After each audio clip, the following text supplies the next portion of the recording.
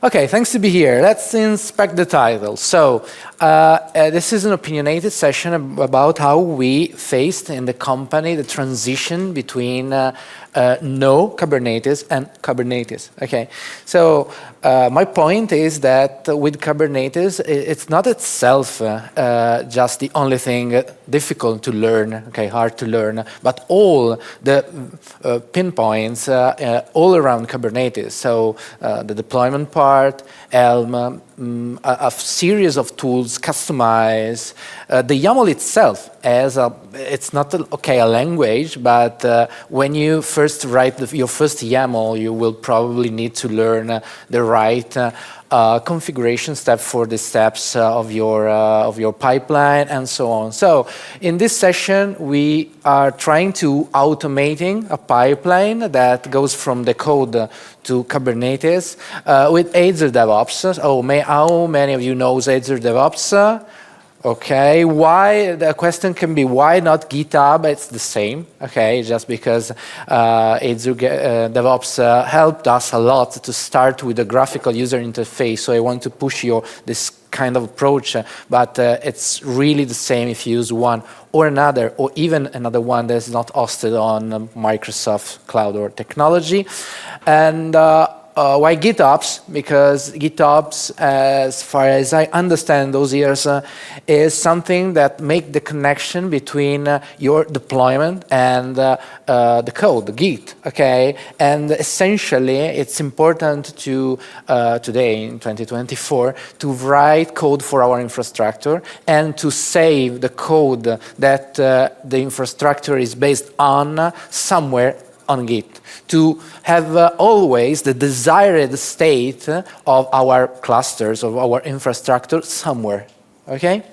And why without tools? Because in this approach, I don't want to push a lot of tools inside, a lot of logos, a lot of tools that you may probably see in DevOps presentation, which is not bad, okay? It's the arrival point, okay? But for me, the journey is without tools and then complicate things.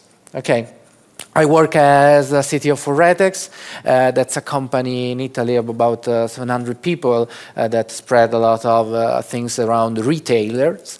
And I'm Azure MVP from 2010 on Azure. From the beginning of Azure, I'm really passionate about Azure and Zur also. Okay, Kubernetes is the best invention since seals, okay? And the funny thing is that is the photo of yesterday. How many of you have been here yesterday? Okay, so that's me actually inside the bear, okay? Okay, good.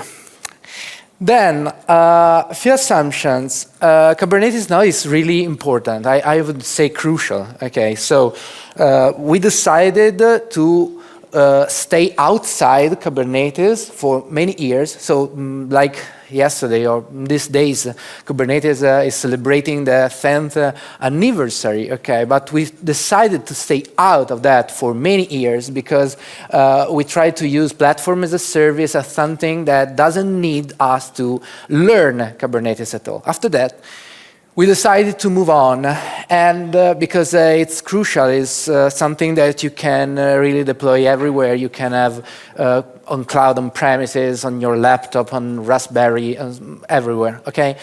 The second point is that today DevOps is something that, in my opinion, every developer should know. Okay, so DevOps is not something that you know or not know, okay? But in my opinion, the good DevOps person is someone that comes from the development skills, the development culture, okay? And then learn how to connect the dots between the code and the deployment part. How many of you are developers? Okay, and how many of you define themselves as DevOps guys? Okay, stay. Okay, good. So, the actual pain point that, in my opinion, I saw almost in my ecosystem, okay, local ecosystem, that many companies didn't have the appropriate DevOps knowledge, okay? And that learning curve could really be high, okay, could really be steep, because as I mentioned, you need to learn many, many tools to go in production with all the stack, all the software that even CNCF recommends to have in production, okay? And yeah. So my suggestion is to start simple, okay? And here I want to show you an approach that is really very similar to microservices instead monolith, okay? Like 5 years ago, maybe 10, I don't remember exactly, there were a lot of discussion about microservices that arrived as the solution for every problem, okay? We had the monolith, and at the other side, we can use microservices. So to decouple system, each microservice can have its own responsibility. Monolith is bad because it's not maintainable at all. It's too complex. It's too big. Okay. Now, in recent days, we are like discovering again monolith, because in some circumstances are simpler. Okay. And if the team is not big enough, it's interesting to push things together, to compact things together and build a monolith that in software can also gain performance and many other things. So here there's the same approach, okay? If you want to approach GitOps and DevOps in the good way, in my opinion, you should probably have many tools and many scopes disconnected between each other, okay? But if you want to start simple, you can go with a monolith. And let's recap the process, okay? This could be the desired process for DevOps, GitOps pipeline process, okay? So everything starts with a git commit, okay, of your code that triggers probably a pipeline that builds an artifact, okay? Something, somewhere, okay? That artifact can be a Docker image or just a build result, okay? And in case of success, okay, in case of failure, no problem. But in case of success, it goes to an artifact repository, and another pipeline somewhere else or another process will be notified that a new image is available. Why? Because you should probably want to push that image and put it in production or in staging on somewhere, okay? But to do that, you need to update something connected to the deployment. So what? Probably the manifest, so the YAML. The YAML that you want to push to Kubernetes has to be changed with the build number, the image tag that's changed, okay? At least, okay? Okay, after that, the result of this modified YAML can be pushed into a Git repository, and another tool can detect changes in that Git repository to open like a PR, okay, and say, okay, there's a new manifest to push to Kubernetes itself. So it's okay, you want to prove it? Yeah. So someone would sync the cluster state between Git and the Kubernetes cluster, okay, and in case of success, okay, the service is running. Okay? Good. So many of you told me that are like DevOps guys, so you are Docker aware, okay? So if you're Docker aware, probably you will build your application from inside the Docker image. Is correct? How many of you? Okay, not everyone. So probably there are someone that is Docker aware but build and test outside Docker. Okay, half and half. So that's a good point. Why? Because we have two approaches. Okay, if you are Docker aware in the sense that you are familiar with running script inside the Docker file, you can do anything in the Docker file. So you can start from an image, you can copy your source, you can build it, you can npm, Python, pip, NuGet, restore, build your solution, test it, you can do anything, okay? And then, of course, with the binaries, run the proper command to run the application. But if you are not Docker aware or you don't want it, okay, You can even build your stuff outside Docker, produce the executable, okay, which can be the script, the DLL in case of .NET, so the binaries, okay, of your application. And then the Docker file would be much simpler, okay, because Docker file should be just start from an image, take the binaries, and then start the application, okay. So when we have the image, now let's come back to the previous part, but like exploded here. We have to update the YAML manifest. At least you need to change the build number. So if your image is my image, okay, column the tag, okay, you should change that tag because you have a new image. Of course, you can use latest, but latest, you know, is something that is not really a good practice because if you use latest and you push a few images, and in the meantime, Kubernetes is like recycling its deployment with like the policy, always pull the latest, so you are changing the code without the appropriate control, okay? So tag is important. Okay, at least you should modify tag. But at least, because you should also want to apply some optional modification. For instance, I have a microservice that the queue something from a queue, but with the new version also opens an incoming HTTP endpoint, okay, to, I don't know why, okay. So in that case, it's not just a modification to the YAML build number, the tag of the image, but also the YAML itself. Probably, for the one of you that knows Kubernetes, instead of a deployment, you should also want to have a service and an ingress. Okay, do you know what an ingress is? Okay, good, perfect. So it's not just replacing, it's also even modified environment, adding new YAML, new pieces of YAML, okay? And then, of course, we can open the PR and, well, that's history. Okay?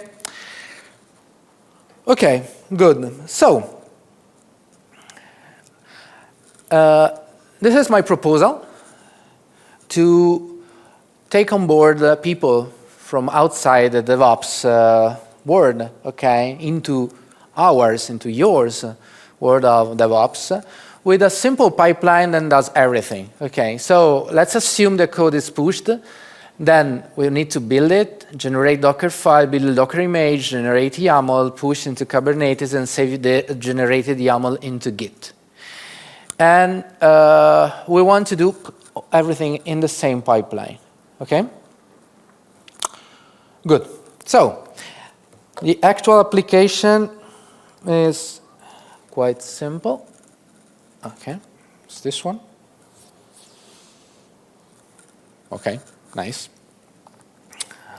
Simple but effective. Why? Because we have like 100 microservices at 90% are console application because they are actors that takes messages from queues, put messages in another queues. So, okay, we have APIs, we have web application, okay, but the majority is something really comparable to a console application, okay?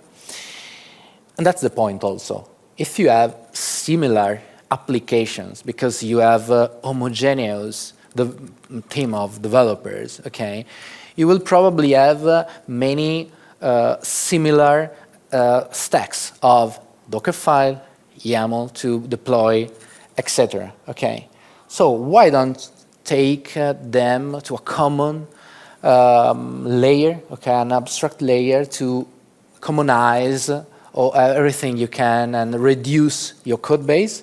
That's why I'm going to show you. So let's come back to Azure DevOps. And why Azure DevOps? Because when we started with a few people that weren't aware about all this stuff, it was really nice to start from the graphical user interface. Okay. So from the graphical user interface, we can also have like a big picture without going into the details of YAML, of spaces, of indentation, of parameters, of version of tasks, okay? Because also the tasks as versions. So it's another thing you need to learn with the documentation on your screen and the notepad on the other screen, okay? In this case, we want to use Linux to push the code and build it with the .NET Core task, okay? In every moment, we can see the resulting YAML of the specific task. So we can even use this to learn how to configure specific tasks with the text itself, okay? This is the build the code step. We can use the publish, so everything is restore, build, and publish in a single step. The project is on src. src, say hello continuously. So say blah, blah, blah, say dot, okay, something like that. And the arguments can be configuration release and output on build artifact staging directory. More or less, it's not important, okay. In DevOps, of course, as in GitHub, as in everywhere, we have like environment variables, build variables, so variables that we can use inside the pipeline, okay. The working directory can be the same, and after that, we can create the Docker image. So how we create a Docker image on the fly? So with scripting, actually. It is a good practice, I don't know, in the sense that the 99% of projects that you may find on GitHub has their own Docker file, so probably not, okay? But if you want to speed up, okay, your adoption process, you can centralize even the Docker file generation. How? Really simply, generate a Docker file, okay, and here you can echo like from cr.com blah blah latest. This can goes to a Docker file, etc. Okay. Okay. So where is it? Build a code, Docker file. Now build a Docker image. We have a specific task for this. A Docker task. Okay. So build the Docker image, and against which, excuse me, okay, okay, against which registry we are going to build Docker image? A registry that is on Azure. Okay, so I previously created a registry on Azure itself. I configured it here in the service connection. Okay, and then I can use it in this drop down. Easy. I say hello, blah, blah, blah. Okay. Command is build and push. The Docker file stays here. Build context is here, and the tag is the build ID. It's okay. The build ID is like a progressive number that increments at every build. Okay.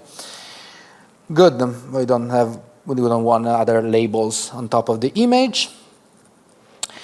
And then we need to create the YAML to be used to deploy on Kubernetes. But since we are creating, now it's specific. Okay, this pipeline is specific. Okay, specific to that console application.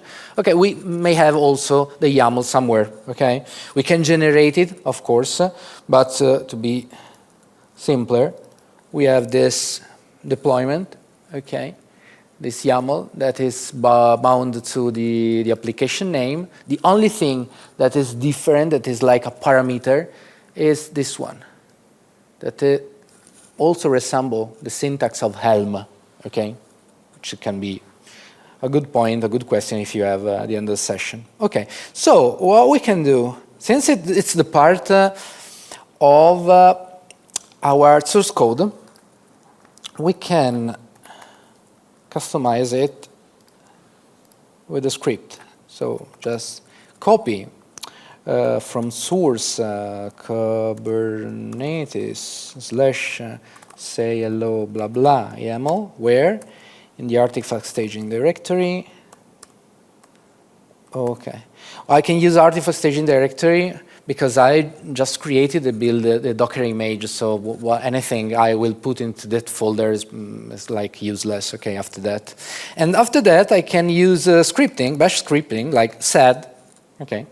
Sed is a command, Linux command, base command that every Linux distribution has to replace that token with the build number. So the actual syntax is quite hard, but the concept is replace build with this variable, build ID.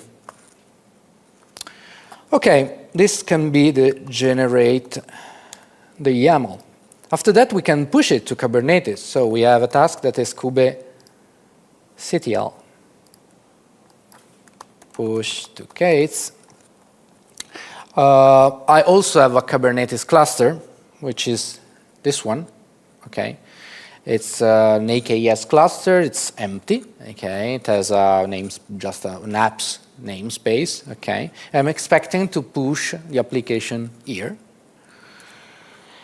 The connection is here in the dropdown. Why? Because I previously defined the connection between the DevOps and the Kubernetes here in the service connection. If you have multiple, you can with parameters. We will see at the end of the session. And I will publish in the apps namespace. The command can be apply, and the configuration can be deploy.yaml. That has been modified previously in the previous step with sed. Okay, after that, I'm expecting to have the deployment on Kubernetes, and I want to write the result to a Git repository. Okay, so another command that can be save. Oh yeah, I already have it. Same YAML to Git, so copy this deploy.yaml in the source state, say hello, blah, blah, YAML, git add, git commit, etc. Okay. So let's see the actual one, because it's not easy to in a live demo to get all the proper settings be configured. So I prepared another one that is quite identical, except from the fact that is really well configured. Okay.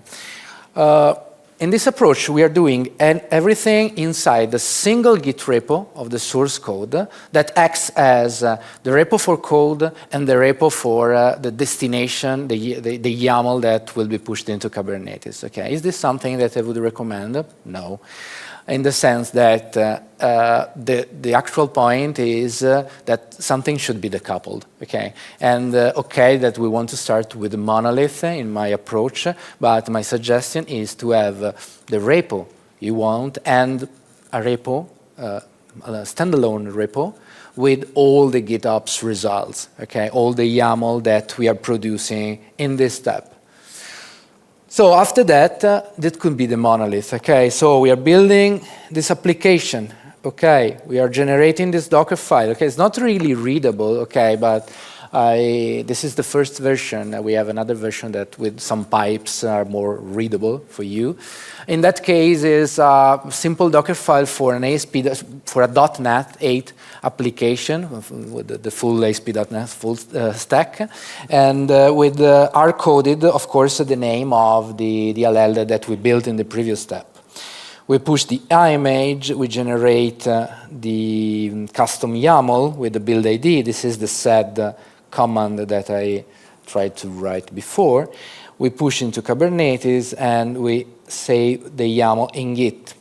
In the meantime that I explain you the last step, I run the pipeline. The last step is quite complicated because in the context of Azure DevOps, there are some tokens that go around, okay? So it's quite complicated to get that token, okay, from the environment variables, but the concept is simple. So we are we're bringing a new file into the Git repository and commit it to have this Git synced with the Kubernetes. So in the meantime, this is running. Okay, so and everything it's okay. Build a Docker image, generate the YAML. Okay, I don't know the bug for this, but that's okay. So I'm expecting to see it in production. Okay, and from the log perspective, it's okay, good. But what we would do now, okay, this is the main entry point. So, in my opinion, because it worked, you can take a person, a junior person of your team, and say, okay, the first exercise to approach our DevOps culture is make your own end-to-end complete pipeline from the code to production, okay, in the simplest way, okay. After that, you will notice that this approach won't scale, okay, because, okay, that we generate most of the stuff inside the pipeline, but if you have multiple projects, you have to generate it in multiple projects. So think about this pipeline duplicated in many ways. Okay, under the hood, this pipeline, where is it? Here is something. Hey. Okay. Is not so complicated, but like 100 lines of YAML of code, okay? So if you have many applications that are similar, okay, you want to reduce that kind of duplication, okay? So what I want to push to you now is that we try to generalize this part and create just a very small, a tiny specification for new microservices that we are creating, okay? So, let's do that, okay. As I said, this is the YAML, the starting, the actual YAML under the pipeline that we created with the graphical user interface. But this YAML can be generalize with some parameters. Let me increment. Oh, sorry. Okay. Okay. It's good. Zoom. Zoom is okay. Okay. With some parameters like app name and type string. In the sense that now we can go there and say parameters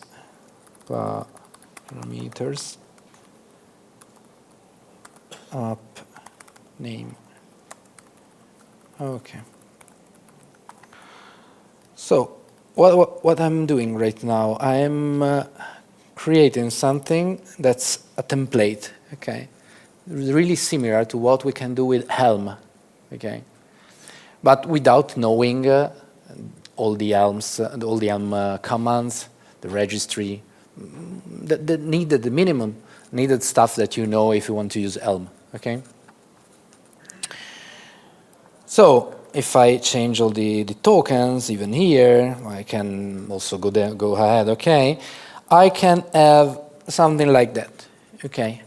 A pipeline that I call pipeline base, which is not related to a specific application, that has parameters, and in this case I also introduced two new parameters that are CPU and memory, just to introduce two new things, okay?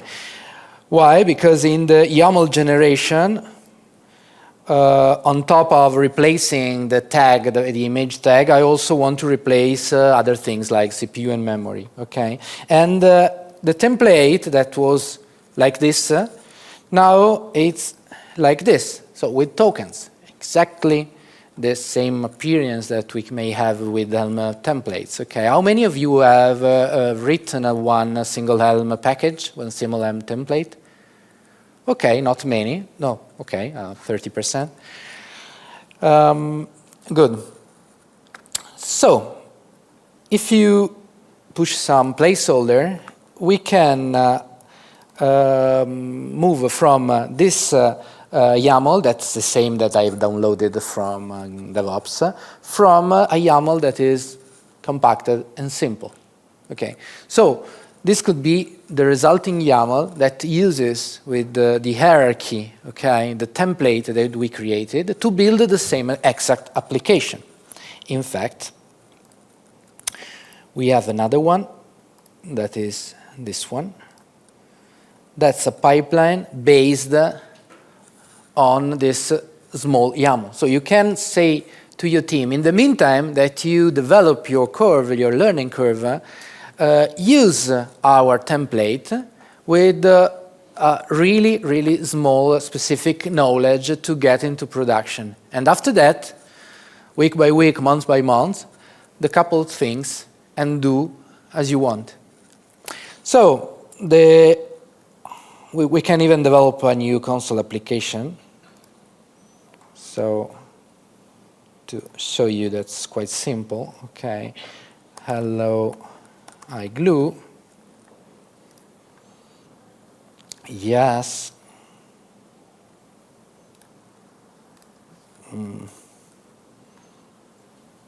Okay. Oh, maybe write some loop, since otherwise Kubernetes will restart it indefinitely. Hello, IglooConf.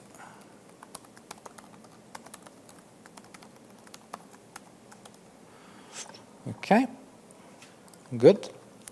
Now, on top of this application, this microservice, the developer should just create a new file here. Hello, igloo.yaml. That can be copy-pasted from here. Hello, igloo. With 0k, it's okay. Good. And after git, hello, IglooConf.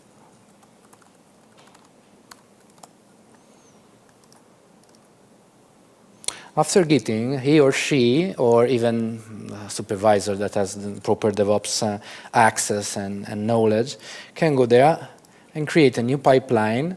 Now, not in the classic editor, okay, but based on the Azure repo. This is the repo, selecting an existing YAML for the pipeline, that is the hello igloo that we just pushed. Okay, I can save it just to give a name that is better than the default one. So, hello igloo, okay. And then I run the pipeline.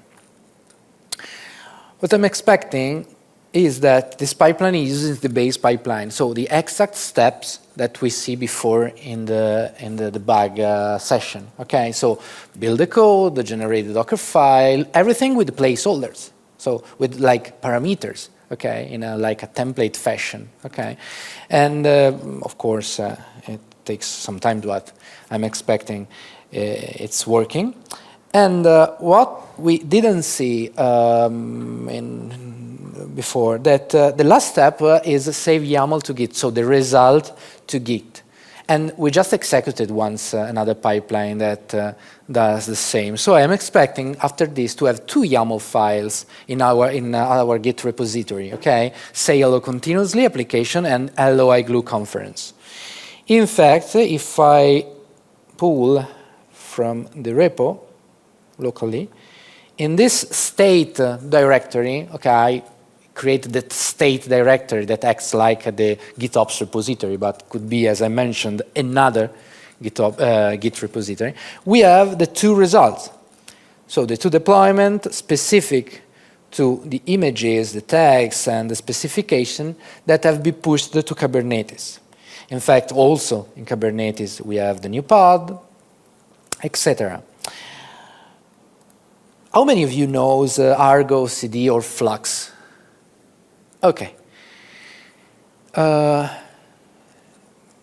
a stage, you will complex things. Okay, in my opinion, you always have time to complex things. Okay, but Argo or Flux can then sync a state somewhere into Kubernetes. So the first thing that you can do is to strip out from that pipeline the publishing part, so the Kubernetes publishing part, and just stopping with getting the proper YAML result. And let Argo or Flux perform the synchronization. After that, you can decouple the build part from the YAML generation. After that, and you can complex stuff as you want, you can even make some process to promote, approve, or reject all the intermediate steps. But the result should be that you have your deployment somewhere in Git to then sync to a Kubernetes. In this case, we are not syncing anything, but what can be useful in debugging and in testing is that everything in our cluster can stay in this folder, and we can delete all the stuff with a command or even apply it with a command. Think about you have like 100 deployments. Argo or Flux will sync with Kubernetes in seconds, okay, even a new cluster. But you can also do this with the terminal if you want to be faster, okay, and you want to troubleshoot or to do something by your own. Okay, so what's next? What's next? What's next in our personal process that now is not next anymore, is the past, okay, because we switched, we moved, okay, to the proper technologies, okay, the proper stack. But what was the next steps last year? We introduced many parameters. So on top of CPU and memory is the replica. We integrated KDA. To auto-scale our deployments based on queue size and the load. How many of you know SCADA? Okay, a few. KDA is a CNCF graduated project that introduced an operator in Kubernetes that reacts to events to change the scalability of your application using the HPA. So real great project and well integrated in the Kubernetes ecosystem.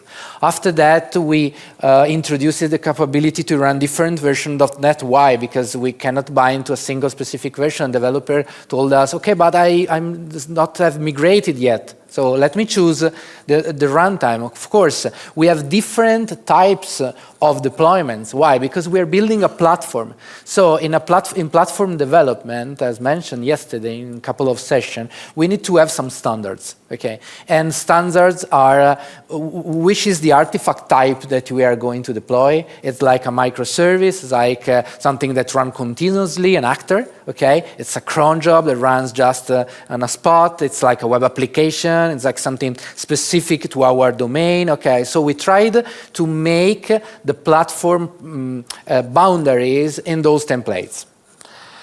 After that, we had multiple Git repository, of course, because as I mentioned, it's unfeasible to have everything in a single repo, trunk-based, etc. So we enhanced the pipeline, the template to have multiple repos and to compose the application from there. Okay. Also, YAML, it's not so simple as you saw. Why? Because a web application, as I mentioned, has a service, an ingress, the KDA module. So based on the parameters, we were meshing up all the YAML pieces to create a specific definition for that service. So this is the piece that we attach in case it's a web application. This in case we have the KDA autoscaler in the parameters. And this in the case of cron job that has a different hierarchy, okay, because it's a different hierarchy. And why all this stuff? Because in that period of transition, a person of our team just needed to compile 10 lines 20 lines of parameters of configuration for the YAML to have all this stuff built and deployed on Kubernetes. So, what I wanted to tell you today, that in my opinion, to make your team upskills with the DevOps skills, you should start simple. And you're always on time to introduce complex things and even industry standard things, okay? And no, nothing more. Tools are really useful, but a tool needs to be maintained, needs to be governed, needs to be well known. And if you just introduce just Flux, okay, you need to have a person or a couple, better, that knows how to use it, how to troubleshoot it, and where to run it. Of course, you can buy it as a service, okay? That's another point, okay? But a single tool introduces complexity, okay? And you should do that, but in proper time. So, I thank you to have been here. As you said, I was the polar bear yesterday, not anymore today. I really thank you, and if you have a question, I'm here. I think I am on time, so we can do this right now in this 5 minutes or after at the break. Thank you.